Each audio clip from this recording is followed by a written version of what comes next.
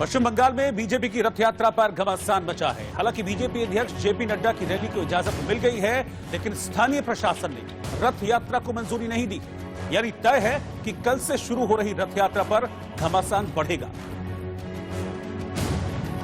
जिसकी शुरुआत बीजेपी अध्यक्ष जेपी नड्डा नादिया के नवदीप से करने वाले हैं। विधानसभा चुनाव से पहले महीने भर चलने वाली पार्टी की रथ यात्रा 6 फरवरी से शुरू होगी। 11 फरवरी को दूसरे चरण की रथ यात्रा को गृह मंत्री अमित शाह रवाना करेंगे। लेकिन इस रथ यात्रा की शुरुआत से पहले ही बवाल मच गया, जब नादिया के प्रशासन ने रथ यात्रा को मंजूरी नहीं दी। इसके बाद बीजेपी ने छूटते ही टीएमसी पर हमला बोल दिया। ममता दीदी बहुत घबरा गई है और उनको ये पता है कि भारतीय जनता पार्टी पक्का जीत कर आने वाली है, इसीलिए अनेक अड़ंगे भी वो डाल रही है और भारतीय जनता पार्टी को अपना काम नहीं करने दे रही है। पर यहाँ की जनता बहुत सयानी है और वो जानती है कि जो उनके लिए काम नहीं करता है उनको उन्होंने कभी चुनकर नहीं देना है, और जो उनके लिए काम कर रहा है, अनेक कल्याणकारी योजना लेकर प्रधानमंत्री नरेंद्र भाई मोदी जी आ रहे हैं, तो जरूर उनकी सरकार भी जितवानी है। ये भी यहाँ की जनता भली भांति अच्छे तरीके से जानती है। हालांकि टीएमसी ने अपनी सफाई में ट्वीट किया कि पश्चिम बंगाल सरकार ने किसी भी यात्रा को मंजूरी देने से इनकार नहीं किया है,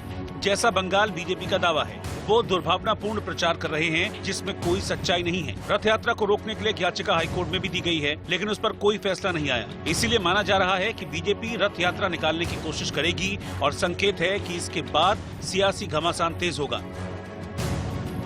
तो कल से पश्चिम बंगाल में शुरू हो रही बीजेपी की रथ यात्रा चुनावी नजरिए से बेहद अहम है। पहली परिवर्तन यात्रा के 5 चरण।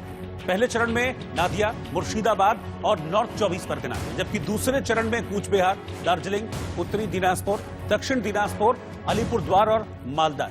तीसरे चरण में ये यात्रा हुगली, हावड़ा, पूर्वी मिदनापुर, पश्चिमी मिदनापुर और झारग्राम में जाएगी।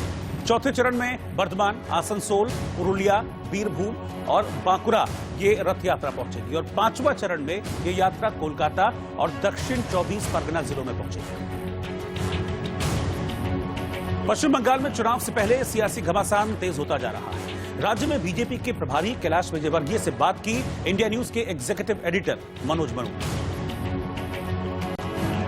शुरू हो रही है और परिवर्तन यात्रा वो सभी विधानसभा में जाएगी पश्चिम बंगाल की। सबसे पहले मैं आपसे ये जानना चाहता हूँ परिवर्तन यात्रा को लेकर, जिसका उद्घाटन जेपी नड्डा करने वाले हैं, कि इस परिवर्तन यात्रा में आपको राज्य सरकार की अनुमति नहीं दी जा रही है या क्या बाधा पैदा की जा रही है? देखिए, राज्य सरकार ने हमेशा इसमें दोहरी भूमिका अदा की है। एक तरफ उनके ही एक व्यक्ति के द्वारा हाईकोर्ट में रीट लगा दी गई है, PIL लगा दी गई है कि अनुमति नहीं दी जाना चाहिए, और उनके साथ सरकारी जो एडवोकेट जनरल है वो खड़े होते हैं, और लगाई प्राइवेट व्यक्ति ने कि कैसे भी परिवर्तन यात्रा को रोका जा सके। पर मुझे इस बात की मुझे विश्वास है कि फंडामेंटल राइट्स है विपक्ष का डेमोक्रेसी के अंदर अपनी बात कहने के लिए, जनता के बीच जाने का, उस फंडामेंटल राइट का हनन नहीं होगा और न्यायपालिका सामने न्याय मिलेगा। पर इसके बावजूद भी हमने राज्य शासन को विधिवत एप्लीकेशन दी है, जिला प्रशासन को भी विधिवत हमने एप्लीकेशन दी है, और हम कोई भी काम ऐसा नहीं करना चाहते जो नियम विरुद्ध हो, क्योंकि इस परिवर्तन की यात्रा के माध्यम से हम पूरे 294 विधानसभा में जाना चाहते हैं। अच्छा, एक चीज मैं जानना चाह रहा हूँ, क्योंकि आपको याद होगा अडवाणी जी ऐसी रथ यात्रा निकाल रहे थे और लालू प्रसाद यादव ने उनकी रथ यात्रा को अनुमति नहीं दी थी, तो उस पर एक बड़ा सियासी बवाल हुआ। क्या माना जाए कि 6 तारीख को जब जेपी नड्डा आएंगे और बीजेपी हुंकार भरेगी और हरी झंडी दिखाई जाएगी सभी विधानसभा की परिवर्तन यात्रा को, तो ये परिवर्तन यात्रा वाकई पश्चिम बंगाल के राजनीतिक परिवर्तन के तौर पर देखी जा रही है, सत्ता परिवर्तन के तौर पर देखी जा रही है? निश्चित रूप से हमारा जो संकल्प है वो है इस सत्ता को परिवर्तन करने का, और उसके पीछे लॉजिक है हमारा कि 10 साल आपने इस प्रदेश में राज किया, आपने आश्वासन दिए, बताइए कौन सी बात पूरी हुई है? आपने कहा था माँ, माटी, मानुष तीनों ही खतरे में है। माटी खतरे में, घुसपैठिए आ रहे हैं, कब्जा कर रहे हैं, जमीनों पे कब्जा कर रहे हैं, मकान बना रहे हैं। मतलब यहाँ तक तो ठीक है, दुनिया के अंदर सबसे बदनाम जो समाज है, जो रोहिंग्या मुसलमान हैं, उनको भी आप संरक्षण दे रहे हैं। उन्हीं लोगों ने नड्डा जी की, और हम लोग जब जा रहे थे तो हम पे पथराव किया था, वही रोहिंग्या मुसलमान थे।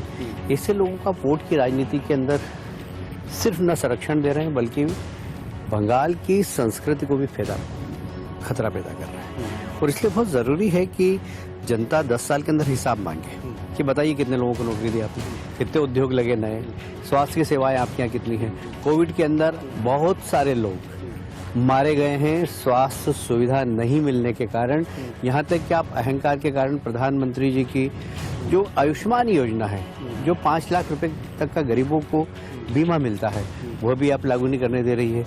यहाँ तक कि किसानों को जो किसान सम्मान निधि का 6,000 रुपया प्रति वर्ष प्रधानमंत्री जी देकर उनकी जो खेती करने की प्रक्रिया को सरल करना चाहते हैं, बंगाल के किसान उससे भी वंचित है।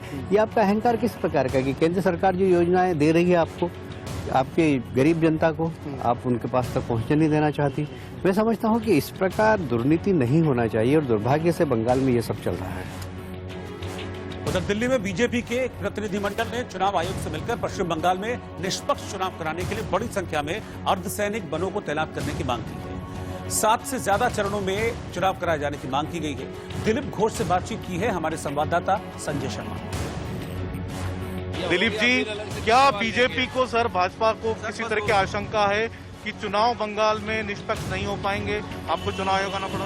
बिल्कुल, पिछले चुनाव से जो अनुभव हमको आया है, हर चुनाव को प्रभावित करने के लिए हिंसा होता है, सरकारी अफसरों को प्रभावित किया जाता है, इसलिए फ्री फेयर इलेक्शन नहीं होता है।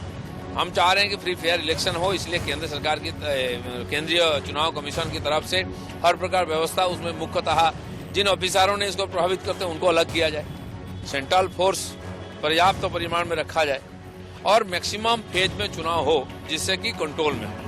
तो वहाँ पर आप लोग परिवर्तन यात्रा निकाल रहे हैं, कल बीजेपी के राष्ट्रीय अध्यक्ष जेपी नड्डा हरी झंडी दिखाएंगे।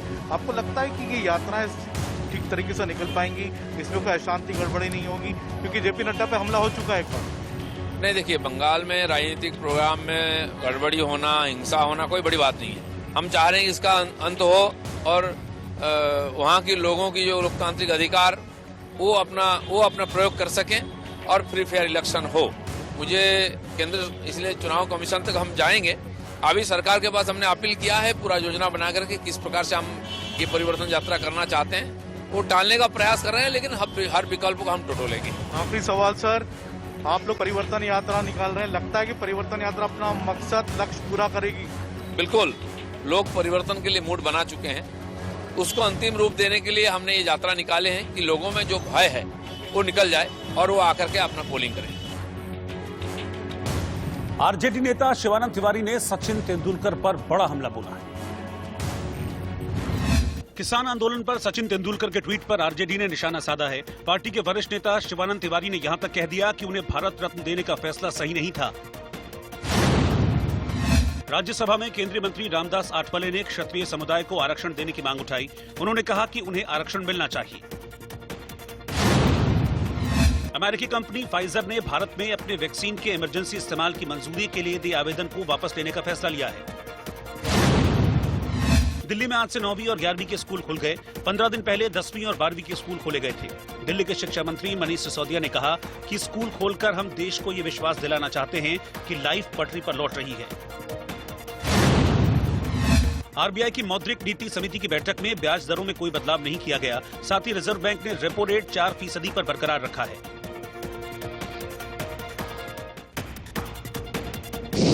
शेयर बाजार शुक्रवार को भी बढ़त के साथ बंद हुआ। सेंसेक्स 117 अंक उछलकर 50,731 पर बंद हुआ। वहीं निफ्टी 28 अंकों पर 14,924 पर बंद हुआ। अमेरिकन फार्मा कंपनी फाइजर ने बड़ा ऐलान किया है। कंपनी ने अपनी कोरोना वैक्सीन के इमरजेंसी यूज की मांग को लेकर भारत सरकार को दिए गए आवेदन को वापस ले लिया है। 3 फरवरी को ही drug regulatory authority of India के सब्जेक्ट एक्सपर्ट कमेटी ने फाइजर के आवेदन का रिव्यू किया था। कमेटी ने कंपनी से ट्रायल से जुड़ी और जानकारियां मांगी थी, जिसके बाद कंपनी ने आवेदन वापस लेने का फैसला कर लिया है। फाइजर ने बताया है कि वो इंडियन अथॉरिटी के संपर्क में रहेगी और आगे चलकर फिर से वो अप्रूवल के लिए आवेदन करेगी। फाइजर दुनिया में इकलौती कोरोना वैक्सीन है जिसे WHO यानी वर्ल्ड हेल्थ ऑर्गेनाइजेशन ने अप्रूवल दिया है। उधर ICMR यानी Indian council of medical research के लेटेस्ट सीओ सर्वे के मुताबिक देश में 21.5% लोग कोरोना संक्रमित हो चुके हैं। ये सर्वे 17 दिसंबर से 8 जनवरी के बीच कराया गया। इसमें 10 साल या इससे ज्यादा उम्र के लोगों को शामिल किया गया था। इस बीच कोरोना वैक्सीनेशन अभियान के तहत सभी हेल्थ केयर वर्कर्स को 13 फरवरी से वैक्सीनेशन का दूसरा डोज लगाया जाएगा। दुनिया में कोरोना और वैक्सीनेशन की बात करें तो अमेरिका में 2 हफ्ते में संक्रमण से करीब 40,000 लोगों की मौत हो चुकी है। इस दौरान हर दिन औसतन 3,000 लोगों ने अपनी जान गंवाई है। वहीं ब्राजील सरकार के मुताबिक वहां पर लगातार तीसरे दिन 1200 से ज्यादा संक्रमितों की जान गई। कोरोना वैक्सीनेशन से जुड़े सवालों पर लोकसभा में स्वास्थ्य मंत्री डॉक्टर हर्षवर्धन ने जवाब दिया और दावा किया कि देश में कोरोना वैक्सीनेशन जारी है, बहुत तेजी से चल रहा है और 50 साल से अधिक उम्र वालों का वैक्सीनेशन अगले महीने मार्च में किसी भी हफ्ते शुरू हो सकता है। पहले फेज में हमारे 3 करोड़ हेल्थ वर्कर्स और फ्रंटलाइन वर्कर्स के वैक्सीनेशन के लिए अधिकांश जो सहयोग है वो हमें पीएम केयर्स फंड के माध्यम से मिला है और इसके साथ साथ स्वास्थ्य मंत्रालय भी इसके अंदर कंट्रीब्यूट कर रहा है। आने वाले समय के अंदर 27 करोड़ और देश के लोगों को जो 50 साल से ऊपर के हैं और 50 साल से कम के जिनको कोमॉर्बिडिटीज हैं उनको भी आने वाले समय के अंदर देश में वैक्सीनेशन लगाया जाएगा। अभी जो बजट प्रस्तुत किया है हमारी वित्त मंत्री ने, उसमें आने वाले समय के लिए इस वर्ष के लिए 35,000 करोड़ रुपया केवल कोविड से लोगों के प्राण की रक्षा के लिए वैक्सीनेशन के माध्यम से वो रखा गया है। जम्मू कश्मीर पुलिस की सीआरटी यानी क्राइसिस रिस्पांस टीम आतंकियों के मंसूबों पर पलक झपकते ही पलटवार कर देती है, क्योंकि क्राइसिस रिस्पांस टीम अत्याधुनिक तकनीक से लैस है। कैसे ये ऑपरेशंस को अंजाम देती है, किस तरह से आगे ऑपरेशंस अंजाम देगी ये सीआरटी विंग, इस रिपोर्ट में देखिए।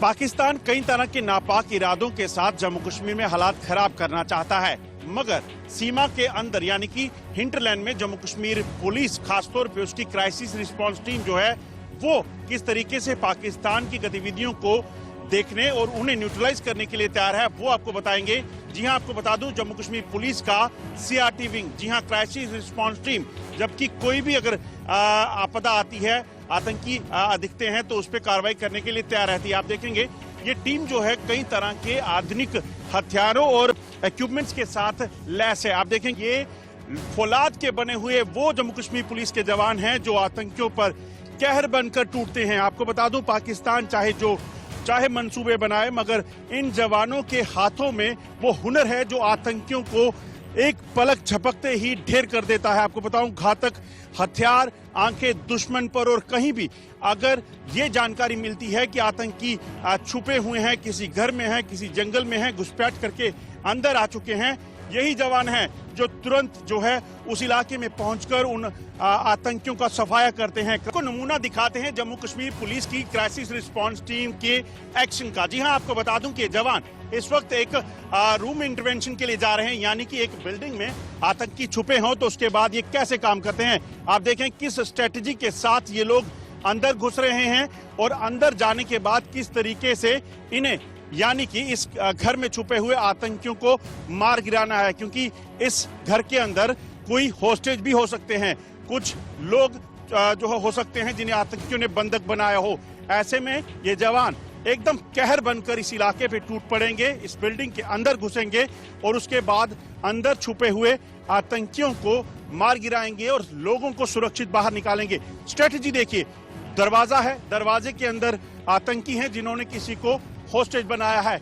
ऐसे में ये इस दरवाजे को खोलने की टेक्निक के साथ साथ इस चीज का भी ग्रेनेड अंदर फेंका गया और उसके बाद सीधी टीम अंदर ताबड़तोड़ हमले के साथ उस आतंकी पर कहर बनकर टूटेगी। और आपको बताऊं कि सिर्फ यही नहीं होता कि अंदर आतंकी छुपा है तो उसे मार गिराना है, उसके साथ साथ इस चीज को भी देखा जाता है कि कोई अगर और यहाँ से अलग हो तो उसे भी ढूंढ निकाला जाए। और इसी के साथ साथ आपको बता दूं कि न सिर्फ जमीन बल्कि आसमान से ड्रोन और हेलीकॉप्टर के जरिए भी इन इलाकों में जहां पे आतंकी हो उस पर नजर रखी जाती है। और यही वजह है कि इस सीआरटी टीम, सीआरटी विंग जो जम्मू कश्मीर का जो स्पेशलाइज्ड ट्रेंड विंग है, इसे इस तरह से तैयार किया गया है ताकि कोई भी आतंकी अंदर किसी को नुकसान ना पहुंचा सके और कोई भी आतंकी अगर कहीं छुपा हो उसे मार गिराया जा सके। आप देखें सिर्फ इस बिल्डिंग ही नहीं बल्कि आसपास के इलाकों में भी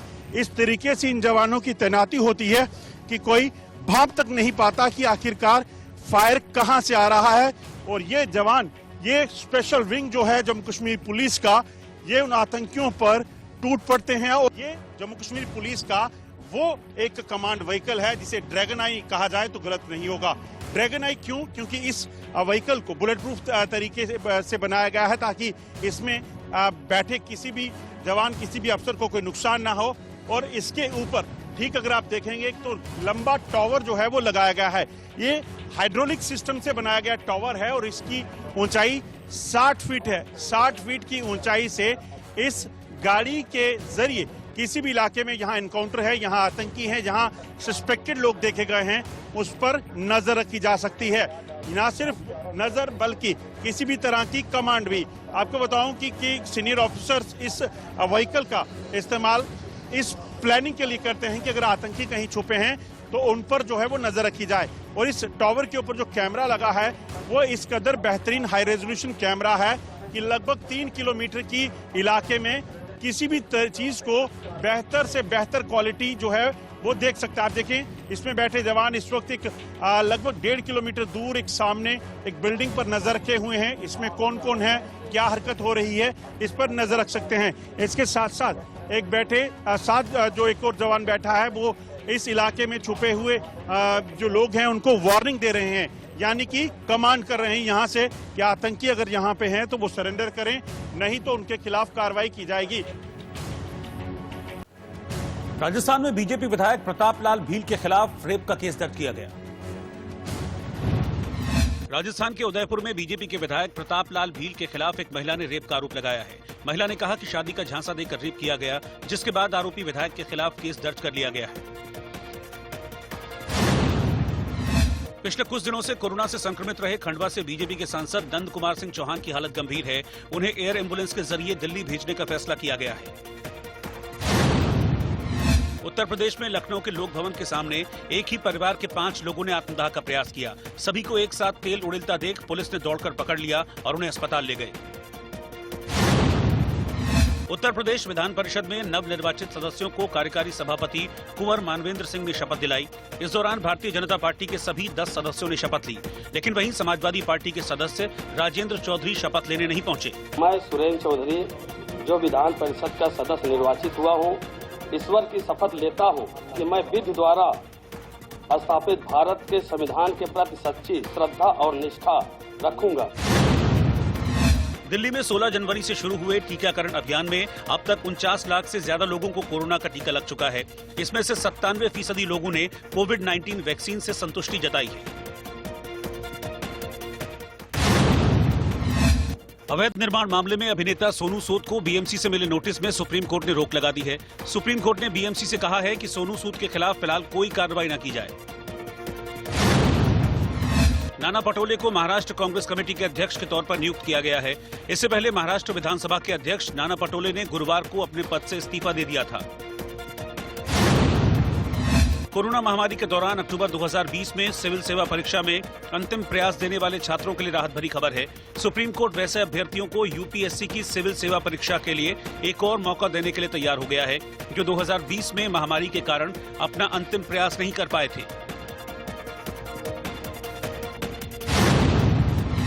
मुंबई में मशहूर ब्रांड लैक्मे के डुप्लीकेट ब्रांड के साथ 5 आरोपियों को गिरफ्तार किया गया है। आरोपियों के पास से 24 लाख का सामान जब्त किया गया है।